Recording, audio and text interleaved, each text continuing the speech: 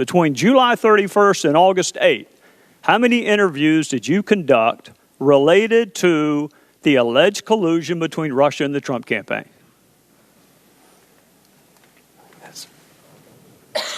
So, Congressman, as you know, counsel for the FBI, based on the special counsel's equities, has instructed me not to answer questions about the ongoing investigation. I'm asking for a number. Russian attempts to interfere.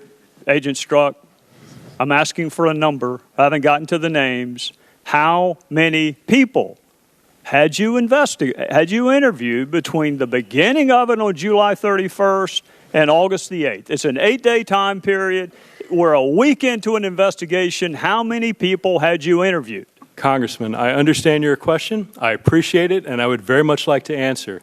But as I've stated, as you know, that counsel of the FBI, based on the special counsel's equities, have directed me not to answer any questions about the ongoing investigation into Russian attempts to interfere. So the gentleman will suspend and the clock will suspend. Mr. Strzok, you are under subpoena and are required to answer the question. Are you objecting to the question? If so, please state your objection. Mr. Chairman, I object. The gentleman does not have standing to object. There is no point of order. No point of order here. The point of order should be heard. Gentleman will state his point of order. My point of order is that intentionally or otherwise, this demand puts Mr. Strzok in an impossible position. He is still an employee of the FBI, and FBI counsel has instructed him not to answer the question. If we have a problem with this policy, we should take it up with the FBI, not badger Mr. Strzok. The gentleman's point of order is not well taken. The gentleman from South Carolina controls the time. Agent Strzok, just so the record's clear, because it's been a little while, I didn't ask you the content of those interviews. I didn't ask you the names of who you interviewed. I asked you whether or not you interviewed anyone from July the 31st until August the 8th. And I find it interesting that the FBI will tell us no interviews were conducted before July 31st. That apparently doesn't impact an ongoing probe. But between July 31st and August 8th, it does. Here's the good news. I already know the answer to it. I went and looked at the file. The first interview that I can find is on August the 11th of 2016, which is 11 days after it began, which makes me wonder, on August the 6th, so you hadn't interviewed anyone, you're investigating this alleged Russian collusion with the Trump campaign. You're the lead investigator. You originated the investigation. You're the point of contact. You drafted the document. And here you are before you've interviewed a single solitary witness saying F Trump. Then that same day, your colleague, Lisa Page, wrote, "Maybe you're meant to protect the country from that menace." And you responded, "I can protect the country at many levels." We're not even a week into an investigation that you originated, approved, were the contact for. You hadn't interviewed a single solitary soul until August the 11th, and you're already promising to protect the country from that menace, Donald Trump. And then on August the 8th, you still hadn't interviewed anyone. You're 8 days into your Russian collusion with the Trump campaign investigation, and you got another text from your colleague, Lisa Page. "Trump's not ever going to become president, right? Right?" And you replied, "No, he's not. We'll stop it." By the time you promised to stop him from becoming president on August the 8th, how many interviews had you conducted? Mr. Gowdy, so two answers to that. One, with regard to how many interviews had or had not been conducted, I have been directed by counsel for the FBI not to answer that question. Second, sir, I think it's important to take those texts in the context of how they were written and what they meant. And someone may ask you that question, Agent Strzok, but I didn't. I asked you how many people you interviewed before you wrote it. If you want to get into context, let one of my other colleagues do that with you. Here's what I want to know. Who's the he and he's not? He is then candidate Trump. So when you said, no, Donald Trump's not, in connection with the question, going to become president, what's the it? Chairman we'll Gowdy. Stop it. Chairman Gowdy, that text needs to be taken in the context of which I'm it was asking, look, if you want to have a debate over a two-letter word, we're going to have to do that some other time. What and who did you mean by it? Mr. Gowdy, as I've stated, that text was written late at night in shorthand. I don't care when it was written. I don't care whether it was longhand, cursive. I don't care about any of that. I want to know what it meant, Agent Strzok. It would be his candidacy for the presidency, and my sense that the American population would not vote him into office. Right. Well, we hadn't gotten to the will yet. Well, I'm trying to cut to the chase and explain the text. The will is the American people. Is that right? That's your testimony. The will stop it. You were speaking on behalf of the American people. Is that correct? Mr. Gowdy, what my testimony is and what I said during extensive asking of this question during my prior interview is I don't recall writing that text. Are you denying writing the text?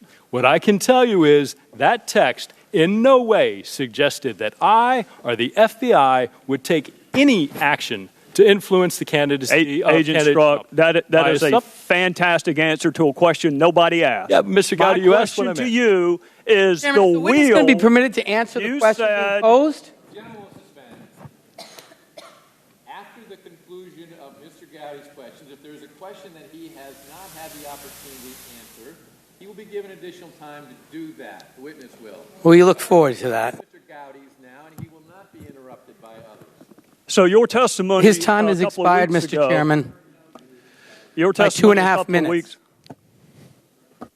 It's going to be tough for me to get through it if I keep getting interrupted. Your testimony a couple of weeks ago was the we meant the American people, which I found confusing because on November the 7th, which is the day before the election, you said this. You were concerned that those same American people that you were speaking on behalf of might actually elect Donald Trump president. So you said, OMG, this is effing terrifying. I think we know what effing means. I'm pretty sure we have OMG down too. What was terrifying about those same American people you trusted to stop him in August, not stopping him in November?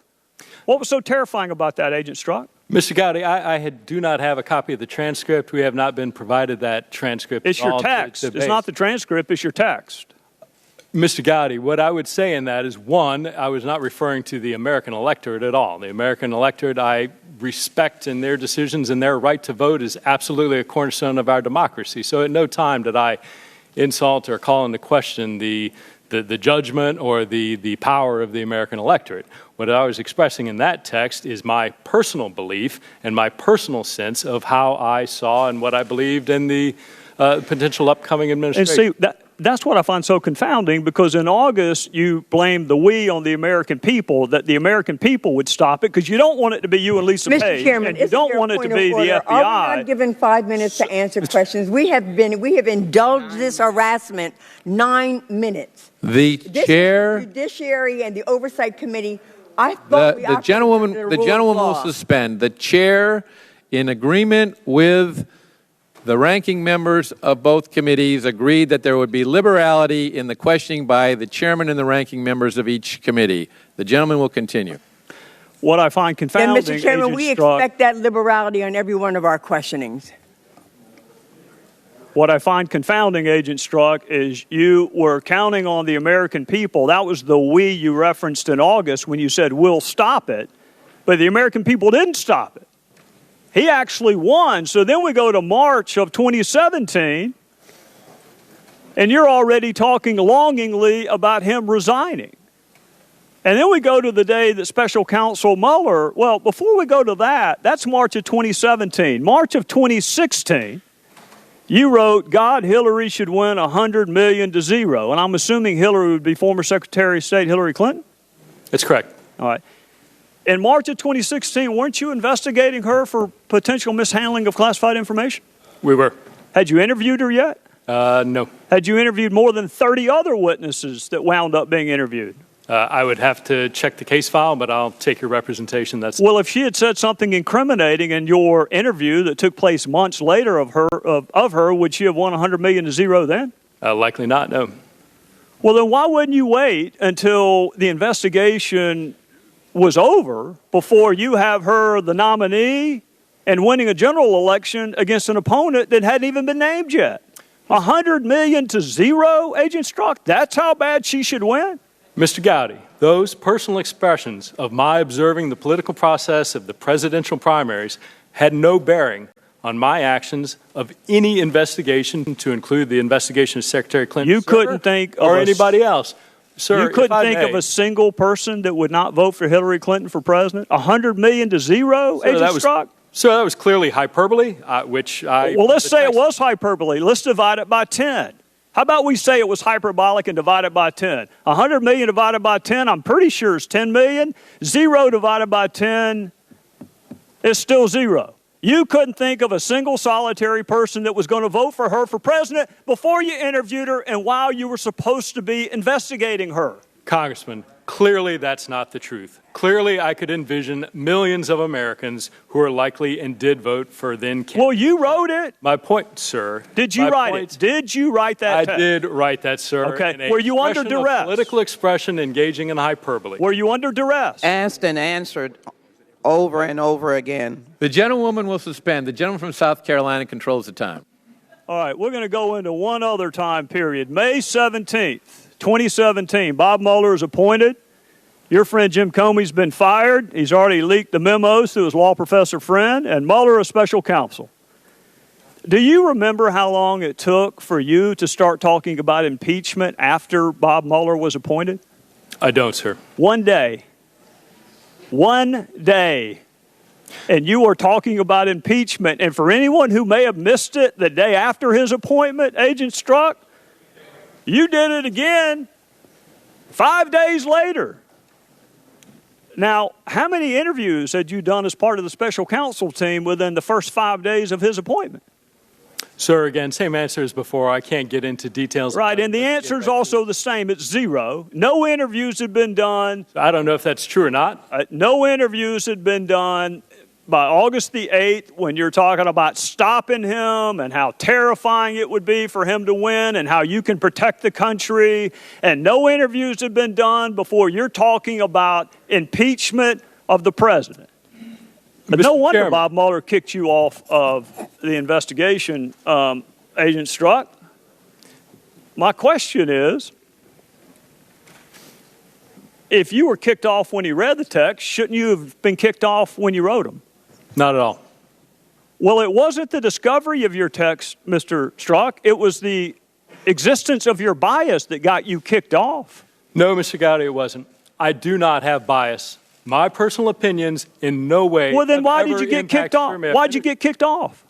Mr. Gowdy, my understanding of why I was kicked off was that based on understanding of those texts and the perception that they might create is something that hang on a second, Agent Strzok. Hang on a second. Perception. You're saying it was the perception. There are 13 Democrats on the special counsel probe, including one who went to what he hoped was a victory party. That's a perception problem, too. They weren't kicked off. You were. Why were you kicked off? Mr. Gowdy, I cannot speak to Special Counsel Mueller's How long did you talk to him? The reasons why he did or didn't. How long did you talk to him when he let you go? Witness answer the question. Witness will be afforded the opportunity to answer the question if there is a question he wants to answer after Mr. Gowdy's time.